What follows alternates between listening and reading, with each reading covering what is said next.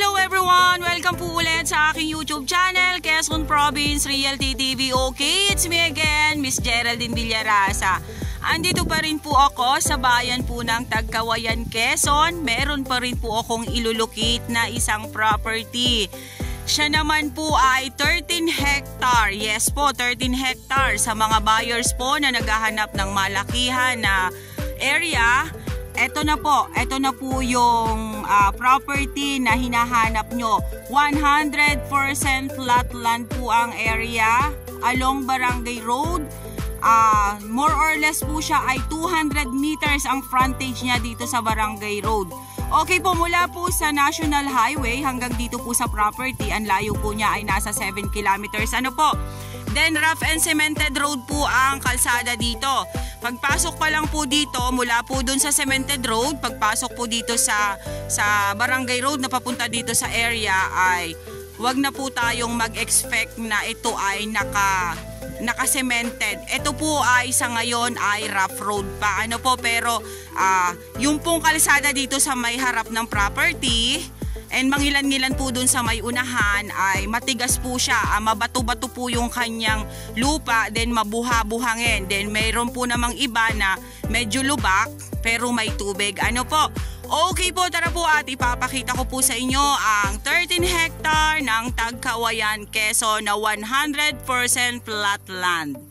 Okay po, pasensya na po kayo at talaga pong maramo ang area. Ano po? Then makikita po natin, ayan, ang dami pong batino dito sa area. Ito po ay, nag-umpisa po ako ay dito sa pinakang dulo para po makuha ko talaga yung haba po ng frontage niya dito sa Barangay Road. Ano po? Then halos lahat po ay batino ang nakikita kong kahoy dito sa area. Then, ang source of water po dito ay sapa. Ayan po mismo sa property. Ayan po. Pag yan po nalinisan, makikita po natin na yan ay magiging running water, yung sapa na yan. Then ayan, may mga kalagumay po dito sa area. Yan po ay yung ginagawang banig at basket at sombrero. Ano po, yung makakabili po nito, pwede po kayong magpahabi ng sombrero at ng banig. Ini-export po yan. Yan po. Dito lang po muna ako sa gilid po ng Barangay Road. Ano po, mamaya-maya ko po papasukin yung dun po sa loob. Kasi medyo po talaga siya ay madamo. Ayan po siya, oh. Wala po akong nakikitang fruit bearings dito sa area. Ano po, lahat po ay talagay kahoy lang at mga damo ang nasa loob po ng area. Ang kagandahan po nito, kasi nga po along Barangay Road, tapos po ay flat land po talaga siya. 100% po siya flat land. Pero kanina po doon sa bungad may nakita po akong pangilan-ngilan na mga nyog. Doon po ako magbibideo ulit. Ano po? Okay po, babalik po ako doon sa kabila para ipakita ko po sa inyo kung ano din po ang laman doon sa bungad. Yan, mga kalagumay pa rin po dito sa side na ito. Ayan, may nakita na po akong fruit bearings. Ito po may duhat. May isang duhat po dito sa side na to. Then napakarami po talaga niyang damo. Then ayan, may isa na po akong hardwood na nakita, Nara tree. Medyo nga lang po siya ay maliit pa. Then ayan, mga nyog na nandito sa area.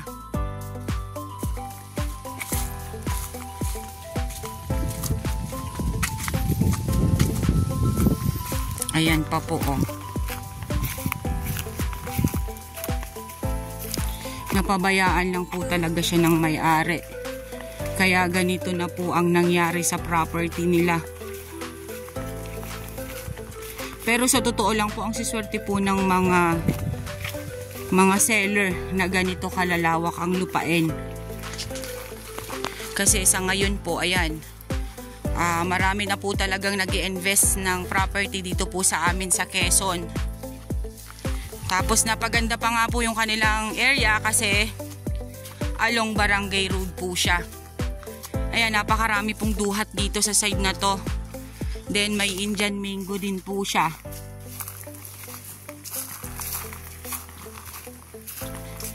Ayan, napakahaba po ng ating lalakarin kung ang 13 hectare ay ating lilibutin. Ang inyong lingkod naman po ay wala pang drone, kaya tamang ganito na po muna ang ating gagawin, mag-video sa cellphone. Ayan po, mayroon pong langka. Then Indian mango po itong mga nandito. Then ayan, flat pa rin po yung side na yan. Yun, dito lang po siya medyo nag-slant ng konti. Yan pong side na yan. Hindi rin po talaga perfect ang isang area. Meron din po talagang medyo nag-slant ng konti. Pero mas lamang po sa kanya ay flat. Ayan po siya, oh.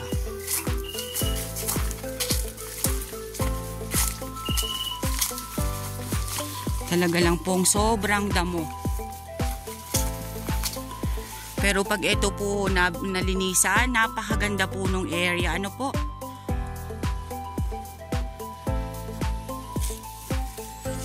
Ayan, mga batino po dito sa side na to. At saka ayan, may mga Indian mango. May pili po palang isang puno.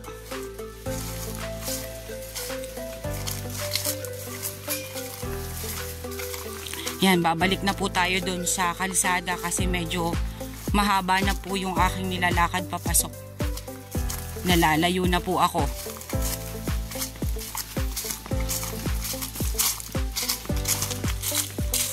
Okay guys, sabihin nyo na po ang property namin. Dito po ito sa Tagkawayan, Quezon, 13 hectare along Barangay Road.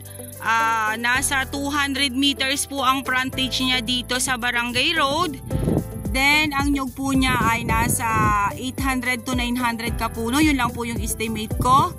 Then, napakarami po niyang batino dito sa area. Then, meron din po akong nakitang fruit bearings na duhat at langka,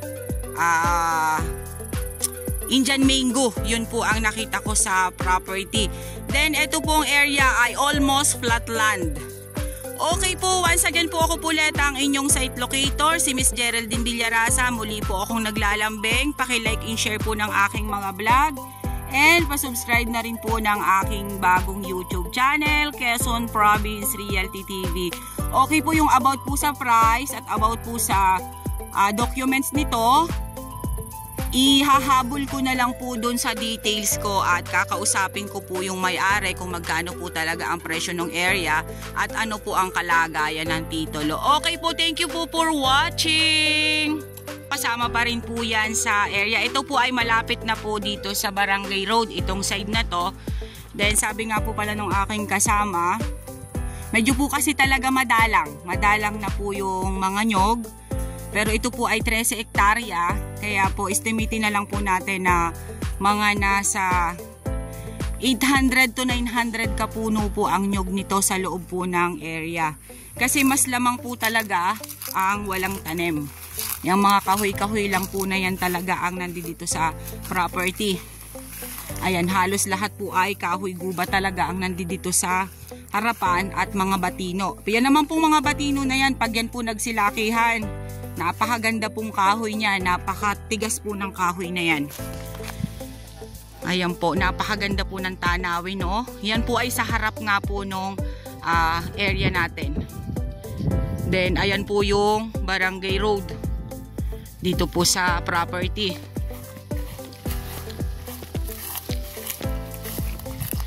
Hindi na rin naman po nakakatakot na mag-invest dito sa lugar na ito kasi ang dami na rin pong nakabili dito.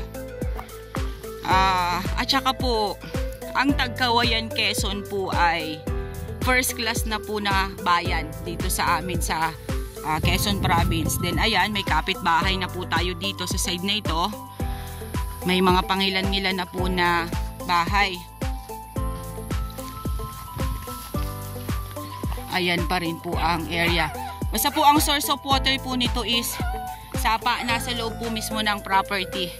Then ang mga nyug po ayun. mga bagong tanim pa lang po siya. Yun naman pong binanggit ko na nyog, yun po ay estimate ko lang. Ayan.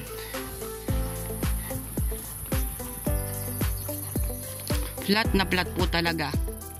Okay guys, sabihin nyo na po ang property namin. Dito po ito sa Tagkawayan, Quezon, 13 hectare along Barangay Road. Nasa 200 meters po ang frontage niya dito sa Barangay Road. Then ang nyug po niya ay nasa 800 to 900 kapuno. Yun lang po yung estimate ko. Then napakarami po niyang batino dito sa area. Then meron din po akong nakitang fruit bearings na duhat at langka, Indian mango. Yun po ang nakita ko sa property. Then ito pong area ay almost flat land. Okay po, once again po ako ulit ang inyong site locator, si Miss Geraldine Villarasa. Muli po akong naglalambing. Paki-like and share po ng aking mga vlog. And pasubscribe na rin po ng aking bagong YouTube channel, Quezon Province Realty TV. Okay po yung about po sa price at about po sa documents nito. Ihahabol ko na lang po dun sa details ko at kakausapin ko po yung may-ari kung magkano po talaga ang presyo ng area at ano po ang kalagayan ng titulo. Okay po, thank you po for watching!